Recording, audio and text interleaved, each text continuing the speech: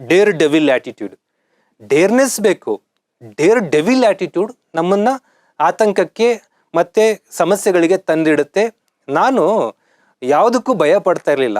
Even appoint ಆದ್ಮೇಲೂ ಕೂಡ ನಾನು don't care about anything. ಏನು ಮಾಡಬೇಕು ಅಂತ ಅದು ಮಾಡ್ತಾ ಇದ್ದೆ. ಅದಕ್ಕೋಸ್ಕರ ನಾನು ಈಗ ನಾವು ಡೇರ್ ಡೆವಿಲ್ ಮಾಡಿರ್ತೀವಿ, ಅಲ್ಲಿ ನಾಚಿಕೆಯಿಂದ ತಲೆ ತಗ್ಗಿಸುವ ಸ್ಥಿತಿಗೆ ಮುಟ್ಬಿಟ್ಟಿರ್ತೀವಿ. ಹಾಗಾಗಿ ಏನು ಮಾಡಬೇಕು, ಏನು ಮಾಡಬಾರ್ದು, ಎಷ್ಟು ಧೈರ್ಯ ಇರಬೇಕು, ಎಷ್ಟು ಧೈರ್ಯ ಇರಬಾರ್ದು ಅನ್ನೋ ಜಾಗೃತಿ ಬೇಕು.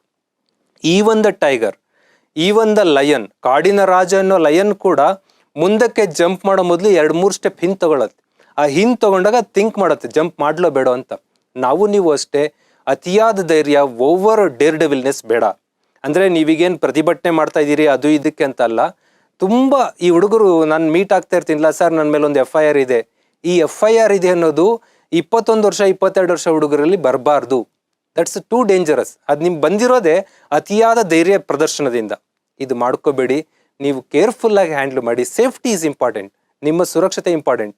ಯಾರಿಗೋಸ್ಕರನೂ ನೀವು ತುಂಬ ಧೈರ್ಯ, ಅತಿಯಾದ ಧೈರ್ಯ ಪ್ರದರ್ಶನ ಮಾಡಿ ನೀವು FIR ಹಾಕ್ಸ್ಕೊಂಡು, ಕಾನೂನು ಸುವ್ಯವಸ್ಥೆ ತುಂಬ ಟೈಟ್ ಇದೆ. ಅದ್ರಲ್ಲಿ ಲಾಕ್ ಆಗ್ಬಿಟ್ಟು ಒಂದ್ಸರಿ ಅಂದರೆ ಹೊರಗೆ ಬರೋಕ್ಕಾಗಲ್ಲ.